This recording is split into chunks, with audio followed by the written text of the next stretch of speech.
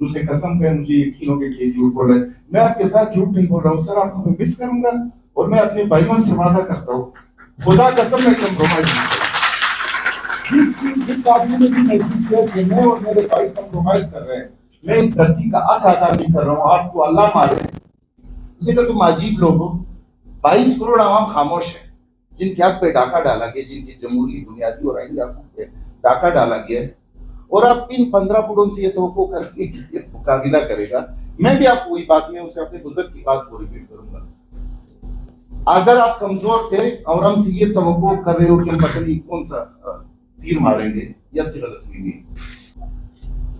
اب کے جتنے بھی ایشوز ہیں, امان نے ایک بات کی, جتنے بھی ایشوز ہیں, جیسے بھی ایشوز ہیں, جس قسم کے بھی ایشوز ہیں, جو میرے اور میرے برادر ججز کے ڈومین اور اختیارات میں ہو, وہ آپ کے منظور ہے بغیر تفصیل میں. فائز عیسیٰ صاحب یا سپریم کورٹ کے یا میرے ڈیزگنیٹڈ چیف جسٹس کے, میری نظروں میں وہ سیول جج کا وہی نظر ہے.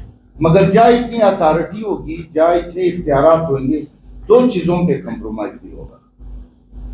جج کو کرپشن کرتے ہوئے کوئی رسید نہیں دیتے. جج کا سب سے بہترین وہ بار ہے جو بار کی نظر میں غلط ہوگا, جس کا جنرل پبلک میں ریپوٹیشن غلط ہو گیا, وہ غلط ہے. غلط.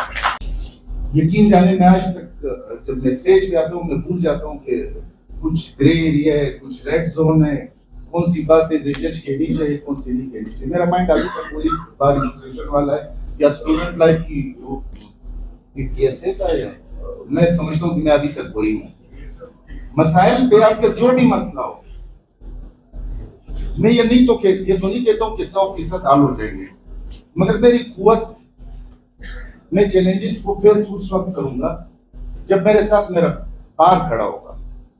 منیر کاکڑ نے خوبصورت بات کی ہے, میں اکثر کہتا ہوں کہ اگر بار مضبوط ہوگا تو آپ کو اچھا بینچ ملے گا. اگر بار کمپرومائزنگ اس میں آ جاتا ہے, بار کی فرینڈلی تعلقات بن جاتی ہے, آپ کا اسٹیبلشمنٹ کام ہے, بڑا مشہور ہوا ہے, جتنا اینٹی اسٹیبلشمنٹ ہوئیں گے اتنا ہی اسٹیبلشمنٹ کے لیے ضروری ہے کہ آپ کو ایک خوبصورت اور مضبوط بینچ بنے گا. ہم آپ کے ایشوز پہ ہوگا رویے, اس کے پیچھے کوئی مالافائڈیز نہیں ہوتے. کبھی ہم جس سوسائٹی میں رہتے, صبح اٹھتے, جب آپ اخبار پڑھتے, ایشوز ہوتے, ایکسیڈنٹ ہوا, اتنے لوگ مارے ہو گئے, دھماکہ ہو گیا, تو آپ ٹینشن لے لیتے ہو, آپ سٹریس لے لیتے ہو, اور ساتھ ہی انگزائٹی کا پیشنٹ بن جاتے ہو. آتے ہوئے ٹریفک میں پھنسے ہوتے ہیں, تو کورٹ میں آ کے کبھی کبھی مسز سے مار پڑتی ہے, آج کل یہ بھی ایک بڑا ایشو ہے. تو وکیل بھی ٹینشن میں ہوتے ہیں, جج صاحب اس سے زیادہ ٹینشن میں ہوتے ہیں, تو کبھی کوئی آواز اونچی ہو جاتی ہے.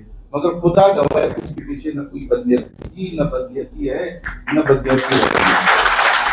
آپ ہمارے لیے اتنے قابل احترام ہو, آپ کو اس سسٹم کا سب سے مین اسٹیک ہولڈر سمجھتے ہیں. دروازے کھلے.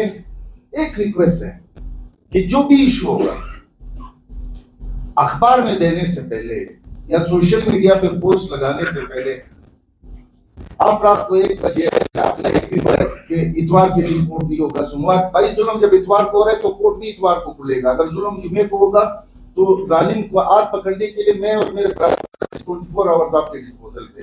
آپ مجھے یا میرے بھائی سے رابطہ کر لیں, صرف اسٹرائک پہ جانے سے پہلے, کسی اور چیز پہ جانے سے پہلے آپ ہم سے رابطہ کر لیں. میں آپ کو ایک چیز ایمانداری سے کہہ رہا ہوں, میں نے اس پروفیشن میں کیا سیکھا. اس پروفیشن کا نام صرف یہ بشیر احمد بنا میں سرکار یا فلانا اے بنا میں کی سیول ڈویژن, یہ میرا کام نہیں ہے, یہ میرے برادر ججز کا بھی کام نہیں. اس پروفیشن میں اس 10 سال جج رہتے ہوئے ایمانداری سے میں آپ کے ساتھ شیئر کر رہا ہوں, مجھے 4-5 کیسز میں ایسے ملے, وہ بات واپس میں چیف صاحب کی طرف ڈائیورٹ کرتے ہوئے کہ ایز اے بھائی میں نے کیسا پایا, ایز اے دوست میں نے کیسا پایا. ایک آسپیکٹ شاید مجھ سے رہ گیا, وہ تھا ایز اے جج. اس ٹینیور میں 10 سال کے ٹینیور میں 3-4 ہی آزمائش کے کیسز تھے جس میں نے اپنے بھائیوں کو, خصوصاً چیف صاحب کو, چٹان کی طرح مضبوط پایا. وہ کیسز کون سے تھے؟ وہ کیسز انسیٹلڈ لینڈ. آپ بلوچستان کے مالک نہیں تھے, بے شک یہ کہا جائے کہ 43% ایریا ہمارا ہے, مگر اس پہ بلوچستان ہائی کورٹ مجھ سے بہتر, سیول سیٹ پہ میں تھوڑا سا کمزور ہوں, مگر آپ مجھ سے بہتر جانتے ہیں کہ اس میں ججمنٹ سے اس میں یہ پرنسپل تھا کہ انسیٹلڈ لینڈ بلانگ ٹو پروونشل اور فیڈرل گورنمنٹ. دھڑادھڑ سیٹلمنٹ ہو رہی, دھڑادھڑ الاٹمنٹ ہو رہی تھی.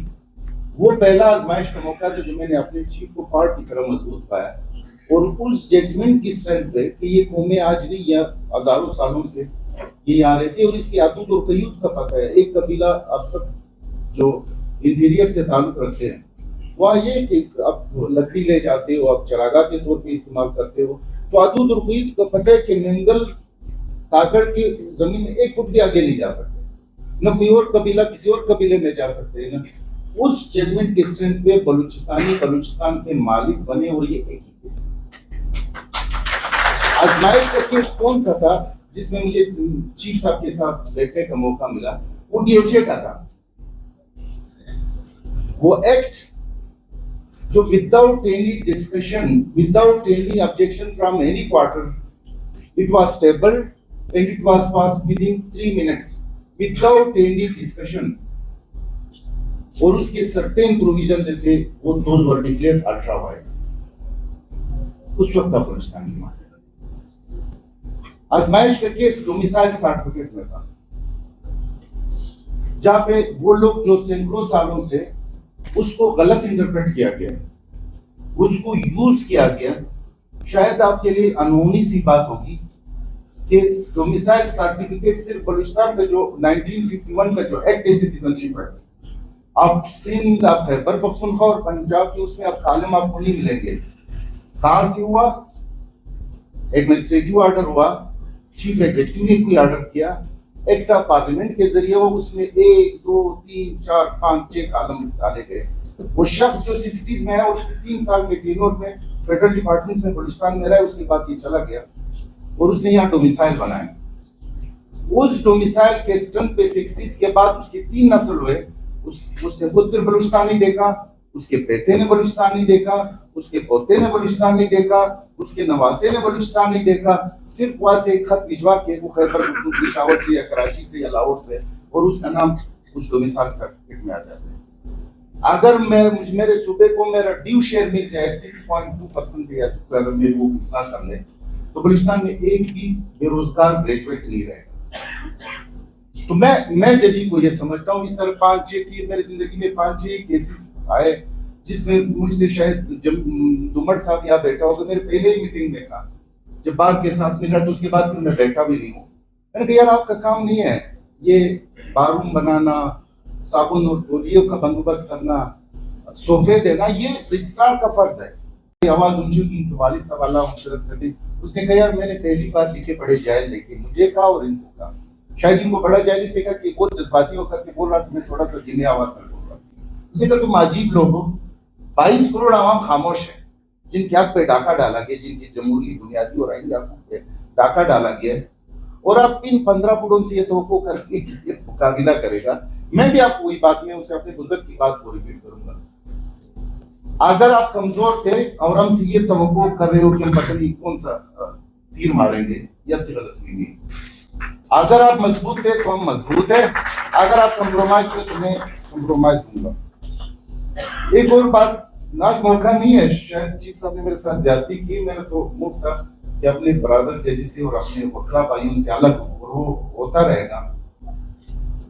اب کے جتنے بھی ایشوز ہیں, ہمارے ایک بات کی, جتنے بھی ایشوز ہیں, جیسے بھی ایشوز ہیں, جس قسم کے بھی ایشوز ہیں, جو میرے اور میرے برادر ججز کے ڈومین اور اختیارات میں ہو, وہ آپ کے منظور ہے بغیر تمثیل میں. فائز عیسیٰ صاحب یا سپریم کورٹ کے یا میرے ڈیزگنیٹڈ چیف جسٹس کے میری نظروں میں وہ سیول جج کا وہی نظر ہے. مگر جہاں اتنی اتھارٹی ہوگی, جہاں اتنے اختیارات ہوئیں گے, 2 چیزوں پہ کمپرومائز نہیں ہوگا. جج کو کرپشن کرتے ہوئے کوئی رسید نہیں دیتے ہیں. جج کا سب سے بہترین وہ بار ہے, جو بار کی نظر میں غلط ہوگا, جس کا جنرل پبلک میں ریپوٹیشن غلط ہو گیا, وہ غلط ہے, غلط ہے, غلط. کوئی رسید اور کوئی کمپرومائز انٹیگریٹی پہ, جیسے ہم صبح جس حالات سے گزرے اس میں کوئی یہ تصور بھی نہ کرے کہ میں ادھر ادھر دیکھوں, یا ادھر سے فون ہے, یا ادھر سے فون ہے, یا ادھر سے. یہ نہیں چلے گا. جتنے آپ کو اختیارات ہوں گے, جتنا آپ کو عزت ہوں گا, اور تھوڑا سا انٹیگریٹی کے ساتھ ساتھ क्वालिटी पे भी थोड़ा सा तवज्जो देना होगा। अब ठीक है, हम लोग भी टाट स्कूल के खड़े हुए वो या किसने बात की, मैं आपको एक चीज ईमानदारी से कह रहा हूँ कि जब मैं प्रोफेशन में मैं लाइसेंसे देता रहे वकला को मुख्तलिफ शायद कोई 600-700 वकला को मैंने दी, मैं आपको ईमानदारी से कह रहा हूँ इसमें से एक वकील भी ऐसा नहीं है जिसको मैंने हाई कोर्ट या डिस्ट्रिक्ट कोर्ट का लाइसेंस दिया हो कि मैं अपने उस स्टेज पे जाके मैं समझाऊं कि मैं इससे काबिल हूं। खुदा कसम ईमानदारी से आपको कह रहा हूँ कि जिसको भी मैंने लाइसेंस दिया उस स्टेज पे अपने आप को खड़ा करके मुझसे ज्यादा लान हुई था।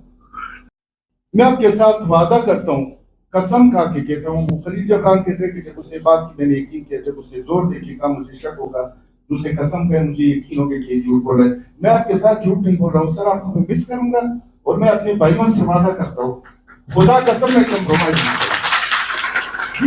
जिस आदमी ने भी महसूस किया कि मैं और मेरे भाई कंप्रोमाइज कर रहे हैं, मैं इस धरती का हक अदा नहीं कर रहा हूँ। आपको अल्लाह मारे, अल्लाह आपसे क़यामत के दिन आप मेरे जिम्मा रह जाए कोई। सर अल्लाह आपको सलामत रखे। मुझे उम्मीद है कि आपकी सूरत में एक बहुत खूबसूरत और एक बहुत तवाना आवाज मिलेगी। अल्लाह आपको भी तौफीक दे दे और मुझे और मेरे भाइयों को भी तौफीक दे दे कि हम कम अज कम अपने भाइयों की तौक़ुआत पे पूरा होते हैं। आपसे बातचीत होती रही, आज मेरा दिन नहीं है, आज चीफ साहब का दिन है। अल्लाह आपको सलामत रखे, अल्लाह आपको आप दिन से मुझे आजीज है इस साल में बैठा हुआ को सीधे रिया साहब सीधे कि वो जो आज आया हुआ है, खुदा कसम ये मेरी नजरों में बराबर है। उनका एहतराम यकीनन हमारे रवायात है, एहतराम उनका ज्यादा होगा, मगर दिल में हम सबसे प्यार करते हैं। जो मुझसे नाराज है, जो मेरे भाइयों से नाराज है, 10 साल में अगर किसी का इज्जत करना हुआ हो या गुस्सा होगा, मैं फिर रिपीट करूँ, उसके दरमियान करने की क्लियर हो जाता है। जैसे मैंने कहा कि लोग तो उसमें मैं और अपने भाइयों की तरफ से मैं माजरत चाहता हूँ। मुस्तकबिल में भी अगर कोई ऐसी सिचुएशन बनती है, उसके लिए एडवांस मैंने आपसे माफी लेता हूँ। Thank you.